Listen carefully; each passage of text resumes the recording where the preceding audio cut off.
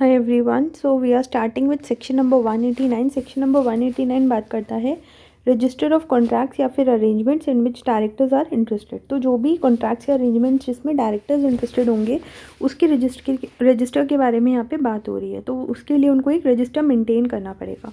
तो पहली लाइन यही बोल रही है 189 सबसेक्शन नंबर 1 की कि ये बहुत ज़्यादा ज़रूरी है। It is mandatory for all the companies to keep one और more registers giving separately the particulars of all the contracts और अरेंजमेंट्स एज रिक्वायर्ड अंडर। तो ये मैंडेटरी होता है सारी कंपनीज़ को कि वो एक या एक से ज़्यादा जो है वो रजिस्टर बनाएंगी जिसमें सेपरेटली होंगे सारे के सारे particulars of all the contracts and arrangements, जो कि जैसे 184 सबसेक्शन 2 के हैं जो बताते हैं about disclosure of interest by directors, and जो सेक्शन नंबर 188 वाले हैं। तो इसके लिए जो भी आपके कॉन्ट्रैक्ट्स या अरेंजमेंट्स हुए हैं इसका आप क्या बनाओ, इसका रजिस्टर बनाओ। अब इसका मैनर क्या रहता है प्रिपरेशन का, तो इसका मैनर जो रहता है वो ये रहता है कि प्रिस्क्राइब्ड मैनर में होता है ये, ठीक है। इसको हम रखेंगे कहाँ, तो ये प्रिस्क्राइब्ड मैनर में होता है। इसके लिए भी इन्होंने जो है कुछ रूल्स बना रखे हैं। तो as regards prescribe manner and particulars हमको रूल 16 जो है उसको रेफ़र करना होता है। तो ये बोलते हैं कि रजिस्टर को आपको फॉर्म MBP 4 में बनाना है और इसमें जो है जो भी पर्टिकुलर्स होंगे, मतलब जो भी आपने कॉन्ट्रैक्टर अरेंजमेंट एंटर किया है तो किस बॉडी कॉर्पोरेट के साथ में किया है, किस कंपनी के साथ में किया है, किस फर्म के साथ में किया है, तो वो सब आपको जो है उसमें लिखना पड़ेगा, ठीक है।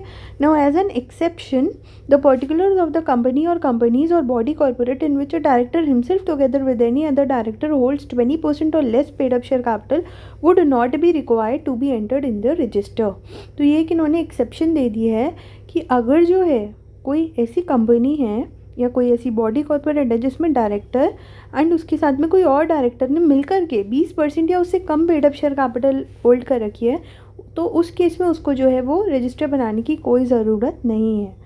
अच्छा, और क्या क्या होगा, जो भी पर्टिकुलर्स होंगे कॉन्ट्रैक्टर अरेंजमेंट के with the body corporate firm या फिर कोई भी other entity in which director is directly और इनडायरेक्टली कंसर्न्ड या फिर इंटरेस्टेड, तो भी उसको जो है वो उसके पर्टिकुलर्स मेंशन करने होंगे। एंड जो भी पर्टिकुलर्स होंगे of the contracts and arrangements with the related parties, तो वो भी उसमें होने होंगे। मतलब एक तरह से आप कह सकते हो कि 184 सबसेक्शन नंबर 1, 184 सबसेक्शन नंबर 2 और 188 वाला जो है वो अप्लाई होगा, ठीक है।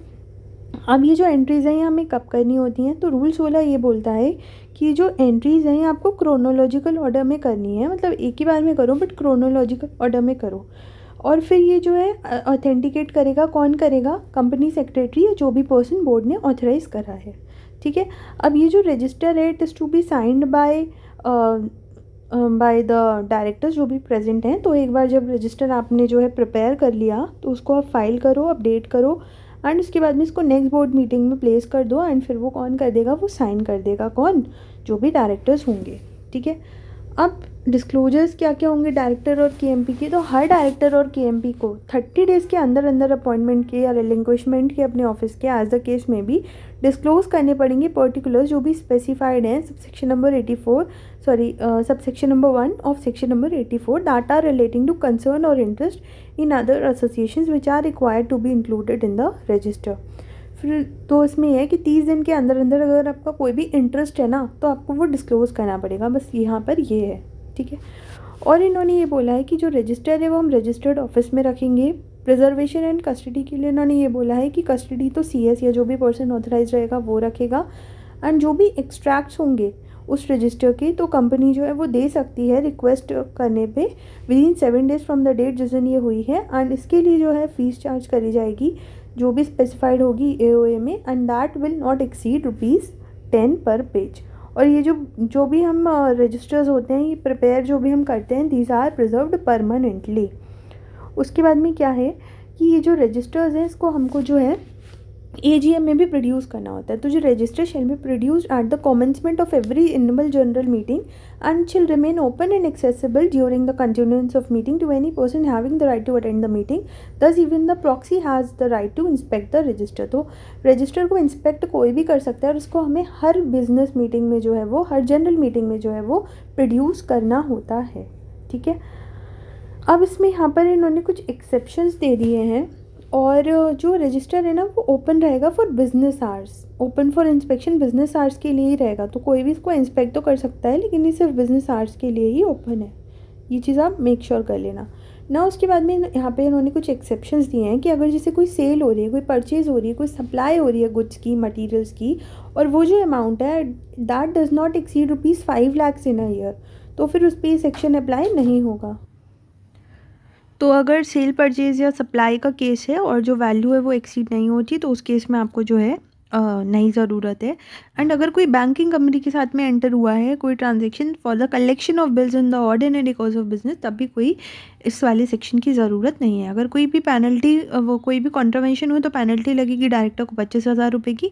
और यहाँ पर सेक्शन 8 कंपनीज़ के लिए एक बहुत ही ज़्यादा स्पेशल पॉइंट है, एंड दैट इज़ अगर जो है 188 वाले जो ट्रांजेक्शन्स हैं, मतलब रिलेटेड पार्टी वाले ट्रांजेक्शन्स है, वो अगर 1 लाख से ज़्यादा होते हैं ना, तभी ये सेक्शन लगेगा उन पे, वरना ये सेक्शन उन पे नहीं लगेगा। ठीक है, तो अगर मैं इसको शॉर्ट में करूँ, समराइज़ करूँ इस पूरे सेक्शन को, तो इसमें सबसे पहले तो उन्होंने ये बोला है कि हमको जो है रजिस्टर मेंटेन करना ज़रूरी है। मतलब सारी कंपनीज़ को रजिस्टर मेंटेन करना ज़रूरी है।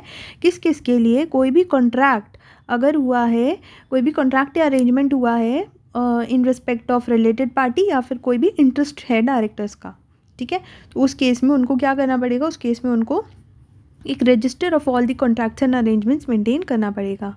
अब ये होगा as per the prescribed manner, और रूल 16 में जो उसकी रूल्स हैं वो लिखे हैं। ये जो रजिस्टर होगा ये फॉर्म MBP4 में होगा। फिर इसकी जो भी पर्टिकुलर्स होंगे वो एंटर करे जाएंगे कि किस बिज़नेस के साथ में, किस बॉडी कॉर्पोरेट के साथ में, किस फर्म के साथ में आपने करे एंटर, और आपने जो है वो कौन कौन से सेक्शंस में करा है। जैसे कि आप या तो इंटरेस्टेड डायरेक्टर हो, फिर उसके बाद में आप डायरेक्टली या इनडायरेक्टली इंटरेस्टेड हो, या फिर जो है पर्टिकुलर्स एंड कॉन्ट्रैक्ट्स जो 188 वाले हैं। ठीक है, फिर उसके बाद में कौन ये एंट्री करेगा? तो ये एंट्री जो है ये करेगा आपका ऑथेंटिकेट करेगा कंपनी सेक्रेटरी, और ये होंगी क्रोनोलॉजिकल ऑर्डर में। और इसकी कस्टडी भी किसके पास रहेगी? कंपनी सेक्रेटरी के पास में। इसको हमें प्रिजर्व करके रखना होगा परमानेंटली। और इन्होंने एक चीज़ और बोली थी कि जो भी डायरेक्टर और KMP है, तो उसको जो है एक डिस्क्लोजर देना पड़ेगा 30 डेज़ के अंदर अंदर ऑफ द अपॉइंटमेंट या रिलिंक्विशमेंट के अंदर अंदर, मतलब 30 डेज़ के अंदर अंदर, कि क्या उसका जो है कंसर्न है या फिर क्या उसका इंटरेस्ट है in the other associations which are required to be included in the register। उसके बाद में इन्होंने ये बोला है कि ये जो है इंस्पेक्शन के लिए ओपन रहेगा, लेकिन इंस्पेक्शन के लिए भी ये सिर्फ बिजनेस आवर्स में ही ओपन रहेगा। फिर इन्होंने ये भी बोला कि अगर जो है जो मेंबर है उसको जो है वो चाहिए, मतलब चाहिए एक्सट्रैक्ट चाहिए रजिस्टर ऑफ मेंबर्स का, तो फिर वो ले सकता है। 7 दिन के अंदर अंदर उसको मिल जाएगा उसकी रिक्वेस्ट ऑफ पेमेंट के। और जो है जो फ़ीस रहेगी वो एज़ पर AOA रहेगी, but it should not exceed ₹10। ठीक है, और उसके बाद में जो रजिस्टर है वो हमें हर एनुअल जनरल मीटिंग में भी करना होगा। और उसके बाद में कुछ एक्सेप्शंस इन्होंने दिए थे, तो 2 एक्सेप्शन थे। एक तो आपका सेल परचेज सप्लाई मटेरियल और सर्विसेज का था, अगर वो 5 लाख से ज़्यादा नहीं हुआ है, और जो है बैंकिंग वाला था। और उसके बाद में पेनल्टी और सेक्शन 8 के बारे में एक स्पेशल पॉइंट इसमें था। यहाँ पर जो है ना, ये 184 सब सेक्शन नंबर 1 में इन्होंने यहाँ पर एक एक्सेप्शन दिया है। इसका एक्सेप्शन क्या है? इसका एक्सेप्शन ये है कि अगर जो कंपनी, बॉडी कॉर्पोरेट या डायरेक्टर, अगर वो हिमसेल्फ इन्वॉल्व है, ठीक है, तो और वो जो है himself with the other director involve है, और वो जो टोटल में है वो 20% से कम जो है paid up share capital hold कर रहा है, तो उसको जो है कोई ज़रूरत नहीं है इस रजिस्टर की। ठीक है।